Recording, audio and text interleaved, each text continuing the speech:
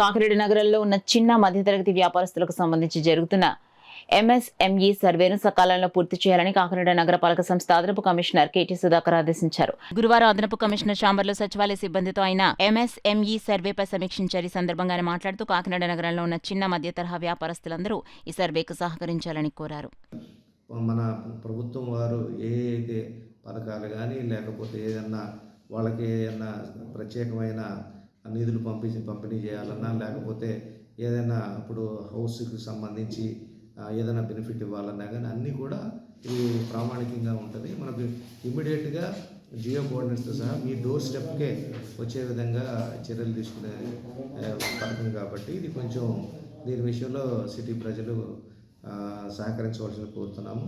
అదేవిధంగా non resident app అనే ఒకటి ఉంది. దాంట్లో 12,413కు సంబంధించి ఇంకా మీరు డేటా ఇవ్వాల్సి ఉంది. ఎందుకంటే దీని యొక్క ఉద్దేశం ఏంటంటే మీకు అసలు ఇల్లు ఉందా లేదా, సొంత ఇంట్లో ఉంటున్నారా లేకపోతే అద్దె ఇంట్లో ఉంటున్నారా, ఇంట్లో ఉన్నటువంటి మెంబర్స్ ఎంతమంది, వీళ్ళు ఏమైనా బయట ఏమన్నా ఎంతమంది ఉంటున్నారు, ఇక్కడ ఎంతమంది ఉంటున్నారు అనేది తెలుసుకొని మీకు సరైన సదుపాయాలు అంటే ఇప్పుడు హౌసింగ్ స్కీమ్ కానీ ఇవన్నీ కూడా కల్పించే దిశలో తీసుకొచ్చిందే ఈ నాన్ రెసిడెంట్ ఏపీ అనేది ఒక సర్వే. కాబట్టి ఈ సర్వేలో ఇంకా 12,413 మంది కవర్ కావాల్సింది. కాబట్టి దయచేసి సిటీ ప్రజలు, కాకినాడ సిటీ ప్రజలు ఈ యొక్క అవకాశాన్ని వినియోగించుకొని ఇమీడియట్గా మీ వివరాలు తెలియజేయవలసిందిగా మన సెక్రటేరియట్ ఎంప్లాయీలకు తెలియజేసిందిగా కోరుతూ ఉన్నాము. అదేవిధంగా ఎంఎస్ఎంఈ సర్వే అని ఇంకొకటి మనము స్మాల్ అండ్ మీడియం ఎంటర్ప్రైజెస్కి సంబంధించిన సర్వే అనేది మనం చేపట్టడం జరిగింది ప్రభుత్వం వారి ఆదేశాల మేరకు. దీనిలో మనకి పవర్ కనెక్షన్స్ మనకు 19,009 కనెక్షన్లు ఆ డేటా తీసుకొని మనం సర్వే చేయడం మొదలుపెట్టాం.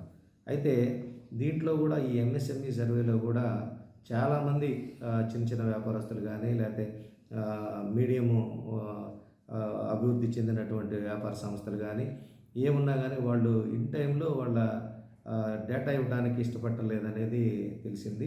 దీని విషయంలో మన శానిటరీ ఇన్స్పెక్టర్లు తర్వాత టౌన్ ప్లానింగ్ సిబ్బంది కూడా వెళ్ళి వాళ్ళకి తెలియజెప్పి చేయిస్తూ ఉన్నారు.